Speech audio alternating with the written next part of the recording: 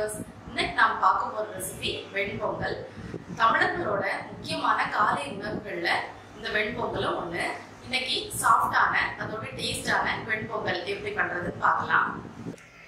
வெண்பொங்கல் செய்யறதுக்காக 1 கப் பச்சரிசி, 1/2 கப் பாசிப்பருப்பு எடுத்து வச்சிருக்கேன். இப்போ பாசிப்பருப்பை மட்டும் கொஞ்சம் வறுத்துக்க போறோம். அதுக்கு ஒரு பாத்திரத்தை சூடு பண்ணிக்கலாம். பாத்திரம் சூடானதும் அந்த பாசிப்பருப்பை கொட்டி நல்லா வறுத்துக்கலாம். இப்போ பாசிப்பருப்பை நல்லா வறுத்தாச்சு. இதோட நிறம் மாறணும்னு அவசியம் இல்லை, நல்ல வாசனை வந்தால் போதும். இதை ஆஃப் பண்ணிடலாம். ஒரு பாத்திரத்தில் தண்ணி எடுத்து வச்சுருக்கேன். அதில் அரிசி, அப்புறம் வறுத்து வச்சுருந்த பாசிப்பருப்பு ரெண்டையும் கொட்டி நல்லா வாஷ் பண்ணிடலாம். இந்த மாதிரி தண்ணி வடித்து எடுத்து வச்சுக்கோங்க. ஒரு குக்கரை சூடு பண்ணிக்கலாம். அதில் வாஷ் பண்ணி வச்சுருந்த அரிசி பருப்பை சேர்த்துடலாம். கூடவே 5 கப் தண்ணியும் சேர்த்துடலாம்.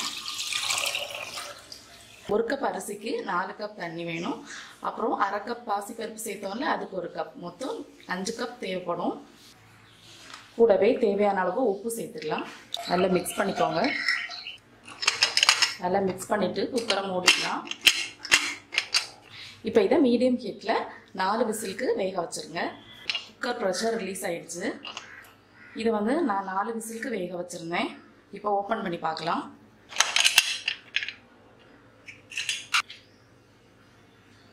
அரிசி பருப்பு ரெண்டுமே நல்லா வெந்திருக்கு. இதை தாளிச்சிடலாம். தாளிக்கிறதுக்காக ஒரு பாத்திரத்தில் 2 டேபிள் ஸ்பூன் கீ ஆட் பண்ணிக்கலாம்.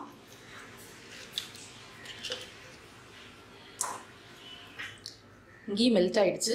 இதில் 1 டேபிள் ஸ்பூன் முந்திரி பருப்பு வச்சுருக்கிறேன், அதையும் ஆட் பண்ணிக்கலாம்.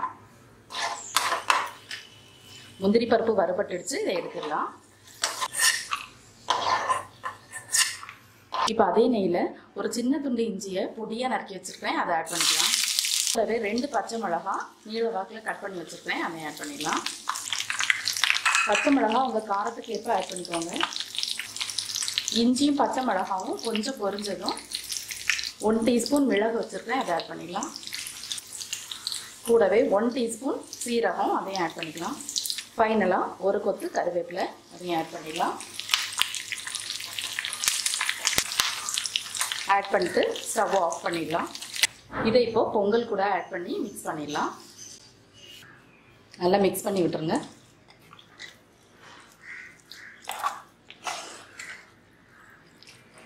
கூடவே முந்திரி பருப்பு ஆட் பண்ணிடலாம்.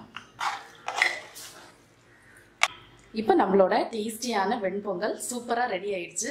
இது ரொம்ப ரொம்ப டேஸ்டாக இருக்கும். கண்டிப்பாக நீங்கள் ட்ரை பண்ணி பாருங்கள்.